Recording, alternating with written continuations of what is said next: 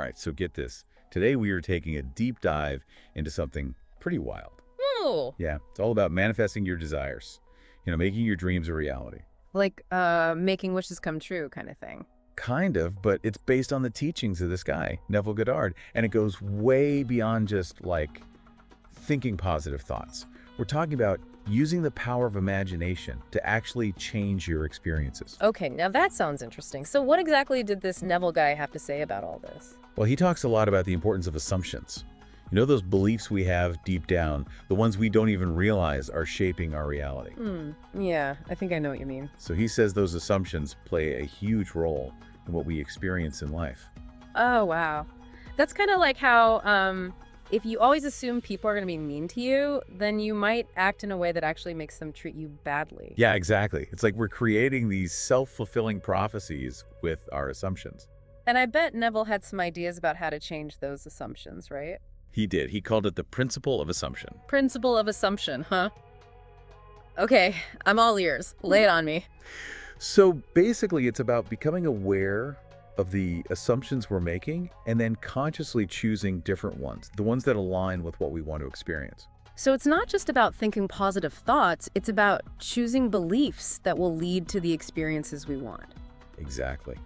And here's where it gets even more interesting. He says feelings are like the fuel that powers the whole manifestation process. Wait, feelings? I thought it was all about our thoughts. Well, he says thoughts are important, but it's the feelings that really drive the manifestation. He even compares feelings to being like the language of our subconscious mind. Oh, that's a good analogy. So we need to speak the right language if we want our subconscious to, get on board with our desires. Yeah, precisely. It's not enough to just think about what we want. We have to actually feel it as if it's already happening. That makes sense. Because sometimes I think about things I want, but I don't really feel them deeply. And that's where a lot of people get stuck. They're not fully engaging their emotions in the process. Okay, so how do we actually do that? How do we start feeling those desires as if they're already real? Well, Neville outlines some specific steps, and that's what I want to dive into next. Sounds good to me. Let's hear those steps. All right, so step one is to create a vivid scene in your imagination where your desire is already fulfilled, like really immerse yourself in it. Okay, so like a daydream, but with more detail. Exactly. You want to engage all your senses, make it as real as possible. So if I wanted to manifest a new car, I would imagine myself driving it, feeling the steering wheel, smelling that new car smell. Exactly. And here's the key. You're not just observing this scene, you're actually stepping into it emotionally. Emotionally. Yeah. So like, how would that work with the new car example? You would feel the excitement of driving that car, the pride of ownership, the joy of sharing it with others. You really feel those emotions as if you already have the car. So it's like method acting, but for manifestation. That's a great way to put it. You're embodying the reality you want to create. Wow, this is getting deep. It is, and we're just scratching the surface here. I can't wait to hear more. Me too. There's so much more to explore with Neville's teachings. Okay, so what's next on the agenda? Well, we've covered the first two steps, creating the vivid scene and stepping into it emotionally. But there's a third step that's often the most challenging. Oh, and what's that? Surrendering to the assumption that your desire is already a done deal. Surrendering. That sounds a bit tricky. It is, but it's essential for allowing the manifestation to unfold. Okay, I'm definitely going to need more explanation on that one. We'll definitely unpack that in more detail, but first I want to talk about the role of feelings in all of this. Oh, okay. Back to feelings. You mentioned they were important. Yeah. So Neville really emphasizes how feelings are not just a side effect of manifestation, they're actually the driving force. Okay, but how does that actually work? I mean, how do our feelings make things happen? Well, he uses this analogy of feelings being the language of the subconscious mind. It's like if we want to communicate with our subconscious and influence its creative power, we have to speak its language. That makes sense. So we need to send the right signals to our subconscious, and those signals are our feelings. Exactly. It's not enough to just intellectually understand what we want. We have to actually feel it as if it's already happening. That's deep. So we're not just visualizing, we're feeling. Yes. And it makes sense when you think about how powerful emotions are. They can often override our logical thinking and drive our actions in ways we don't even realize. Oh, for sure. I know I've done things based on my emotions that I later regretted. Exactly. So imagine harnessing that power and using it intentionally to create the reality you want. Okay, I'm starting to get the picture, but I'm still a bit fuzzy on the how-to part. Don't worry, we'll dive into the practical steps in more detail. Great, I'm ready to put this into practice. Me too. And I think you'll be surprised at how powerful these principles can be once you start applying them. I'm excited to see what happens. All right, so let's recap what we've covered so far. We've talked about the power of assumptions and how they shape our reality. Right, and how we can consciously choose the assumptions we want to embody. And we've also explored the importance of feelings and how they act as the fuel for manifestation. Okay, I'm following along. We're basically sending messages to our subconscious through our feelings. Exactly. And those messages are what ultimately create our reality. This is mind-blowing stuff. It is. But there's still so much more to explore, like how to actually shift those assumptions and how to cultivate the feelings that align with what we want to manifest. I can't wait to hear more. All right, well, stay tuned because we're about to go deeper into the nitty-gritty of Neville Goddard's techniques. Let's do this. Okay, so one of the key concepts in Neville's teachings is this idea of living in the end. Living in the end. What does that even mean? It means embodying the feeling state of already having what you desire. It's like instead of saying, I want to be confident, you would say, I am confident. So it's about shifting our identity to align with our desired outcome. Precisely. And it's not just about words. It's about truly feeling that shift within yourself. That sounds powerful, but how do we actually make that shift? I mean, what if our current reality doesn't match up with that identity? Well, Neville believed that our inner world creates our outer world. So if we can consistently embody the feeling of already having what we desire, our external reality will eventually catch up. Oh, wow, I see. So it's not about denying our current reality. It's about shifting our internal state to match our desired reality. Exactly. It's about creating a vibration that attracts the experiences we want. Okay, I think I'm starting to get it. So it's kind of like we're acting as if until it becomes our reality. That's a great way to put it. It's about bridging the gap between where we are and where we want to be by embodying the feeling of already being there. This is fascinating stuff. It is, and it challenges a lot of our conventional thinking about how reality works. For sure. But it also opens up a world of possibilities. Absolutely. Yeah. Because if we truly are the creators of our own reality, then anything is possible. I love that perspective. Me too. And I think it's something worth exploring further. Definitely. I'm eager to learn more about how to put this into practice. Well, stay tuned, because in the next part of our deep dive, we'll be discussing the practical steps involved in applying Neville Goddard's principles. Sounds good. I'm ready to manifest some amazing things. Me too. All right, until next time.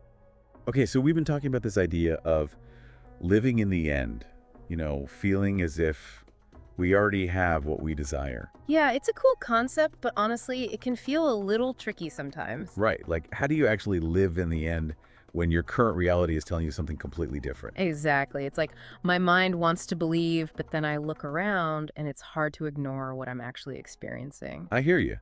It's like trying to convince yourself you're a millionaire when you're checking your bank account balance. Yeah. And it's, well, not exactly millionaire status. Haha, exactly. So how do we bridge that gap? How do we make that living in the end thing actually feel real? Well, one of the things Neville talks about is the importance of detachment. Detachment. Okay. Isn't that kind of contradictory, though? Like, we're supposed to be focused on our desires, right? Yeah, it might seem counterintuitive, but he's not saying we should ignore our desires or just give up on them. Okay, so what does detachment actually mean in this context? It's more about releasing the need to control the how and the when of things unfolding. So it's about trusting that the universe, or whatever you want to call it, has got our back. Yeah, it's about having faith that things are working out behind the scenes, even if we can't see it yet. Okay. That makes sense. But it's still hard to let go of that need to control, Oh, absolutely. It's a process. Yeah. But one of the things that helped me understand detachment is this analogy of planting a seed. Oh, I like analogies. Let's hear it. So imagine you plant a seed in the ground, right? You don't dig it up every day to see if it sprouted, do you? Yeah. No. Haha. That would probably kill it. Exactly.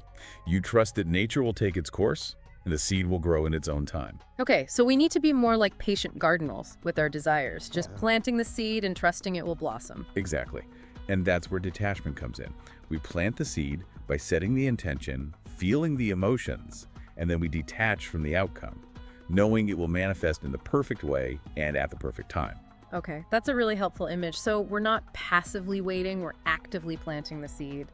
And then we trust the process. Exactly. And that trust is key.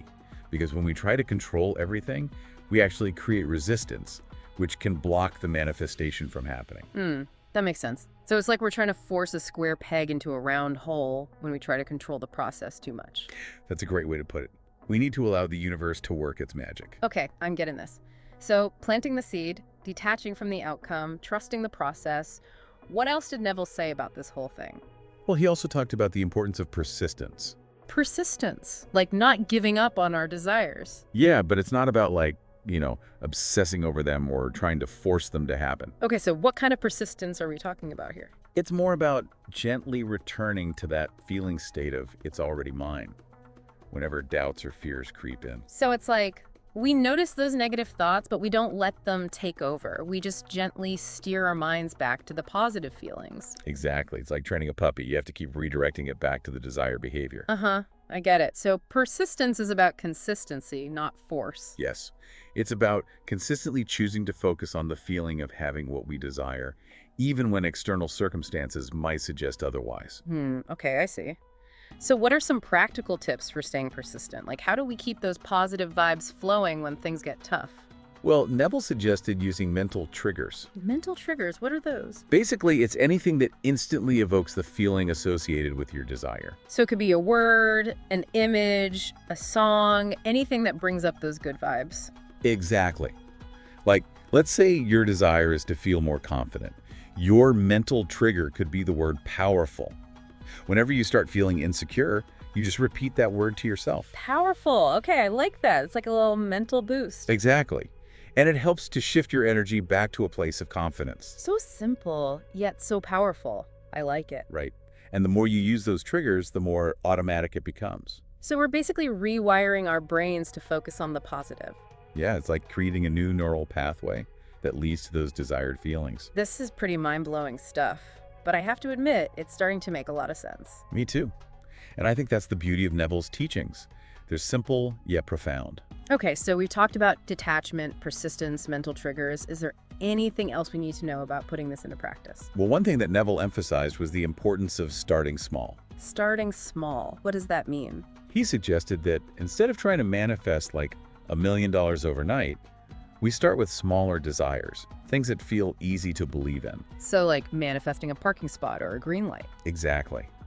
Those little wins help to build our faith and confidence in the process. Oh yeah, that makes sense. It's like those small wins give us the motivation to keep going. Right.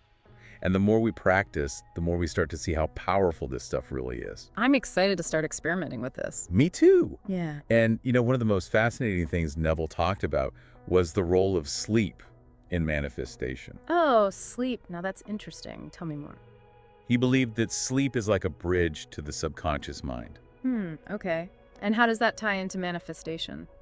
Well, when we're asleep, our conscious mind is less active, so our subconscious is more receptive to suggestions. So it's like our defenses are down and we can slip those desires right into the subconscious. Exactly. He suggested using the moments before sleep to vividly imagine our desires as already fulfilled, really feeling the emotions as deeply as possible. So it's like giving our subconscious a bedtime story. But this story is about the reality we want to create. I love that. Yes, it's like planting those seeds in the fertile ground of our subconscious. Okay, I'm definitely going to try that tonight. What else did Neville say about sleep? Well, he also emphasized paying attention to our dreams. Dreams. Like what we dream about at night. Yeah, he believed that dreams can provide insights into our subconscious beliefs and also reveal signs of our desires manifesting. Interesting. So we should be paying more attention to those nighttime adventures. He thought so. He said they often contain symbolic messages that can guide us on our manifestation journey. Okay, I'm going to start keeping a dream journal. See if I can decode any hidden messages. I think that's a great idea. This whole conversation is reminding me of something Neville said about how we're not just manifesting things, we're actually manifesting states of being. States of being? What do you mean by that? It's like, instead of focusing on getting a specific car, we focus on feeling the state of abundance that comes with having that car. Oh, I see. So it's not about the material possessions themselves, it's about the feeling they represent. Exactly. It's about aligning with the energy of what we desire. Okay, that's deep. So it's not about, I want this thing. It's more like, I want to feel this way. Yes. And when we shift our focus to the feeling, the things naturally follow. This is really making me rethink my whole approach to manifestation. You too. And I think that's what's so powerful about Neville's teachings. They challenge us to go beyond the surface level and really connect with the essence of what we desire. And to remember that we're not just passive recipients, we're active creators of our own reality. Exactly. And that's a pretty amazing realization, isn't it? It is. It's both empowering and a little daunting. Definitely both. But I think it's ultimately a message of hope. Because if we can create our reality, then we can change it too. I like that. So what are some ways we can start to actively create the reality we want starting today? That's a great question. And it leads us perfectly into the next part of our deep dive, where we'll be exploring some of the practical techniques that Neville Goddard suggested for manifesting our desires. So we've been exploring all these fascinating ideas about manifestation, shaping our reality with our thoughts and feelings. But sometimes I wonder, where do we even start with all this? It can be a little overwhelming, right? Like we have all this power, but where do we direct it? Yeah, exactly. It's like having a blank canvas and a whole set of paints, but no idea what to paint. Right. And that's where I think Neville Goddard had some really insightful things to say about the power of our imagination. Okay, imagination. So we're not just talking about like daydreaming here. No, he saw imagination as much more than that. He believed it's actually the blueprint for our reality. It's where we can go beyond the limits of our physical substances and really start to create something new. That's pretty powerful. So how do we actually harness that power? How do we make our imagination work for us? Well, he talked about the importance of having a clear vision. Like, what is it that you truly desire? What kind of life do you want to live? Okay, so it's not enough to just have, like, vague wishes. We need to get specific. Exactly. The more detailed and vivid the picture in your mind, the more powerful the manifestation. So if someone wants to manifest more money, for example, they wouldn't just say, I want to be rich. They would actually visualize themselves living that abundant life. Right. They would imagine themselves having the money, spending it, feeling the joy and freedom that comes with it. So it's about creating a whole sensory experience in our minds, not just thinking about it abstractly. Yeah, and the more real it feels, the more powerfully it imprints on our subconscious mind, which is where the magic happens. Okay, I'm starting to get this. So we have a clear vision. We use our imagination to create that experience in our minds. What's next? Well, this is where we go back to what we talked about earlier, those feelings. It's not enough to just picture it. We have to actually feel it. Okay, back to the feelings. So how do we get those feelings flowing when our current reality might be telling us something totally different? It can be challenging, but that's where techniques like affirmations and visualizations come in. Okay, affirmations, visualizations, those are pretty familiar tools. How do they fit into Neville's teachings? He believed that by consistently using affirmations and visualizations, we can actually reprogram our subconscious mind to align with our desires. So it's like we're training our minds to believe in the reality we want to create. Exactly. And the more we do it, the more natural it becomes to feel those desired emotions, even if our external circumstances haven't caught up yet. Okay, so it's about consistency and repetition, kind of like building a muscle. Yeah, I like that analogy. It's about strengthening those neural pathways in our brain that lead to the feelings we want to experience. Okay, this is all starting to click for me. Yeah. But, sometimes I get discouraged when things don't seem to be happening fast enough. Like, I'm doing all the visualizations and affirmations, but I'm not seeing any results. I think that's a really common experience. And Neville addressed that too. He talked about the importance of patience and trust. Patience and trust. Easier said than done sometimes, right? Absolutely. But he emphasized that manifestation isn't always a linear process. Sometimes things might seem to be moving slowly or even going in the wrong direction, but that doesn't mean it's not working. So it's about not getting discouraged by those apparent setbacks. Just trusting that things are unfolding as they should. Exactly. And that's where it can be helpful to remind ourselves that we're not in control of the entire process. There's a higher intelligence at work here, and sometimes we just need to surrender to the flow. Surrender. That word keeps coming up. It seems to be a key part of all this. Yeah, because when we try to force things or micromanage the process, we actually create resistance, which blocks the manifestation. So surrender isn't about giving up. It's about trusting. Exactly. It's about letting go of the need to control every little detail and allowing the universe to work its magic. Okay, that makes sense. So we've got clear vision, imagination, feeling the emotions, affirmations, visualizations, patience, trust, and surrender. Anything else we need to know about putting this into practice. One last thing I'd like to highlight is that Neville emphasized that true manifestation isn't just about getting stuff. It's about becoming who we truly are. So it's not just about acquiring things, but about self-realization. Exactly. He believed that the more we align with our true nature, the more effortlessly we manifest our desires because we're no longer operating from a place of lack or limitation. Wow, that's powerful. So it's about becoming the best versions of ourselves, and then the things we desire naturally flow into our lives. Yes. And when we approach manifestation from that perspective, it becomes less about chasing after things and more about becoming who we're meant to be. That's such a beautiful way to think about it. It's not just about what we have, it's about who we are. Exactly. And I think that's what makes Neville Goddard's teachings so profound. They're not just about getting what we want, but about living a life that's truly aligned with our authentic selves. Well said. This has been such an incredible conversation. I feel like I've learned so much about manifestation and about myself. Me too. It's been a pleasure exploring these ideas with you. Thank you for joining us on this deep dive into the world of Neville Goddard and manifestation. We hope you found it insightful and inspiring. And remember, as Neville said, you are already that which you want to be. Feel it, and it shall be. Until next time, keep dreaming, keep believing, and keep creating